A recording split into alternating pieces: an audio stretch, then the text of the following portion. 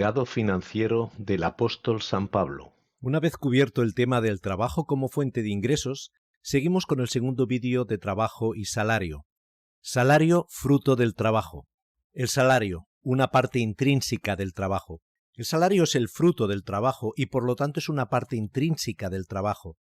Trabajar sin salario, hace unos años se le llamaba esclavitud, y el salario solo es posible como fruto, como compensación del trabajo. No podemos separar ambas cosas, y la Biblia así lo confirma. De hecho, incluso el trabajo entre familiares debe ser recompensado con un salario, y lo vemos por primera vez cuando Jacob trabaja para su tío y posteriormente suegro Labán, cuando éste le dice: ¿Es que por ser mi pariente me has de servir de balde? Indícame cuál será tu salario. Aunque tengo que decir que esta propuesta venía con sorpresa, e imagino que sabéis por qué. Por cierto, esta es la primera vez que aparece la palabra salario o paga en la Biblia, y la vemos unida al trabajo. De hecho, ya los profetas en el Antiguo Testamento denunciaban a aquellos que usaban trabajadores y no les recompensaban por su trabajo. Ay del que edifica su casa con injusticia, y sus aposentos altos sin equidad, que exige el servicio de su prójimo de balde, y no le da la paga de su trabajo. En la antigüedad no existían los sindicatos, pero estaban los siervos de Dios que velaban por la justicia social. El salario, derecho fundamental. Y llegamos a tiempos del apóstol Pablo, y me gustaría hacerlo con un versículo, cuando Pablo enseña a Timoteo a ser un buen soldado de Jesús y le pone el ejemplo de un trabajador y su salario. El labrador que trabaja arduamente es el primero en participar de los frutos. No solo es un derecho, sino una prioridad. Pablo, que es un defensor de los derechos sociales y laborales, como podemos leer en sus cartas y epístolas, así lo menciona en su carta a Timoteo, porque la Escritura dice: no pondrás bozal al buey que trilla, y digno es el obrero de su salario. Si bien en este versículo está hablando del derecho a un salario por parte de un servidor de Cristo en la Iglesia, es un derecho fundamental de todos los trabajadores. Este principio lo aprendió directamente de su maestro, Jesús de Nazaret, cuando le enseñaba a sus discípulos su misión y les dijo: y posad en aquella misma casa, comiendo y bebiendo lo que sea de parte de ellos, porque el obrero es digno de su salario. Aún más, Pablo, hablando del ejemplo de Abraham, menciona en su carta a los romanos que el salario no es un favor o un regalo, sino que es una deuda contraída por parte del patrón al trabajador. Ahora bien, cuando alguien trabaja, no se le toma en cuenta el salario como un favor, sino como una deuda. Es cierto que cuando existía la esclavitud, los esclavos, es decir, trabajadores forzados sin derecho a libertad, no tenían derecho a su salario como los jornaleros. Pero Pablo en el siglo I, y dirigiéndose tanto a trabajadores esclavos como libres, como dice mi querido Alex San Pedro, hace la primera declaración de igualdad de la historia, y que no solo afecta a las condiciones de clase social, sino a la sexual y a la raza, y todo gracias a que somos uno delante de Jesús el Hijo de Dios. No hay judío ni griego, no hay siervo ni libre, no hay varón ni hembra, porque todos somos uno en Jesús el Mesías.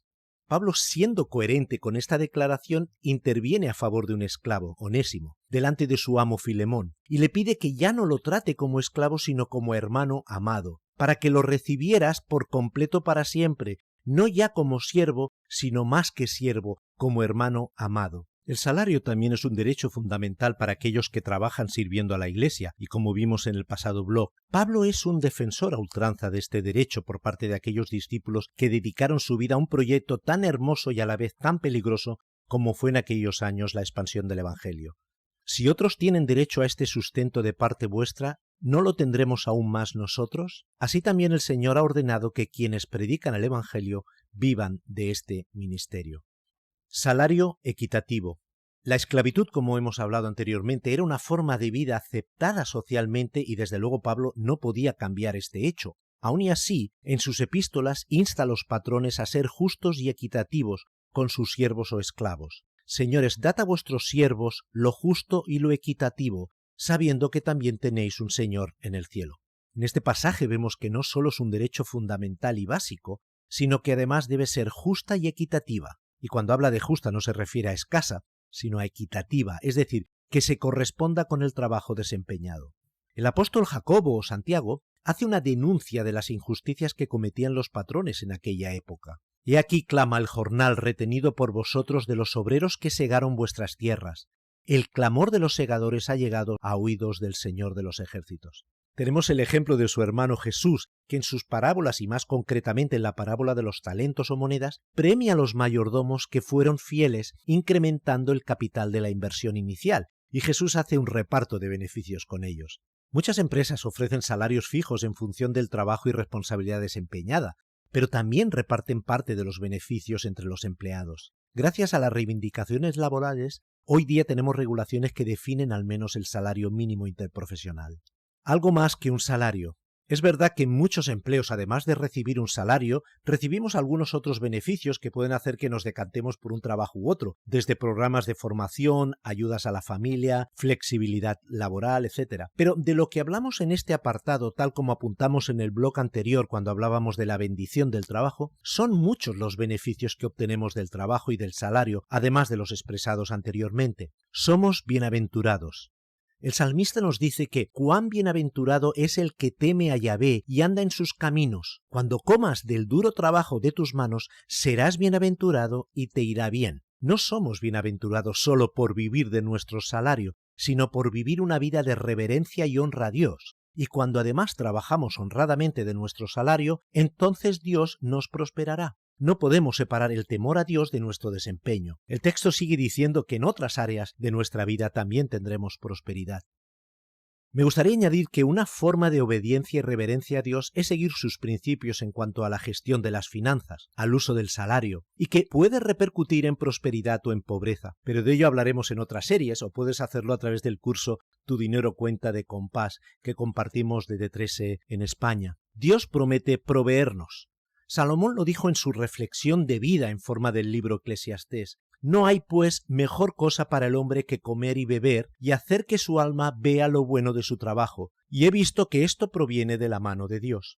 Y promete proveernos no solo para que podamos vivir una vida abundante, sino que tiene propósito con ello, como les enseña Pablo a los Corintios. Y poderoso es Dios para hacer que abunde en vosotros toda gracia, a fin de que teniendo en todo tiempo siempre todo lo necesario en todo, abundéis para toda buena obra, como está escrito, repartió, dio a los pobres, su justicia permanece para siempre. Hay otro salario o paga en la palabra que no proviene de nuestro trabajo precisamente, sino más bien de nuestros actos y obras, y Pablo así se lo menciona a los romanos, y está hablando claramente del juicio de Dios. Pero según tu dureza y tu corazón no arrepentido, atesoras para ti mismo ira para el día de la ira y de la revelación del justo juicio de Dios, el cual pagará cada uno conforme a sus obras. Esperemos que en ese día recibamos una paga extra y no una de reprobación. Os dejo con este versículo que debería servir de inspiración en nuestro trabajo, sabiendo que somos llamados no solo a ser buenos profesionales y por ello recibir nuestra compensación, sino también a ser hijos de Dios con propósito. Trabajad, no por la comida que perece, podríamos cambiarlo por un salario, sino por la comida que a vida eterna permanece, la cual el Hijo del Hombre os dará, porque a éste selló Dios el Padre.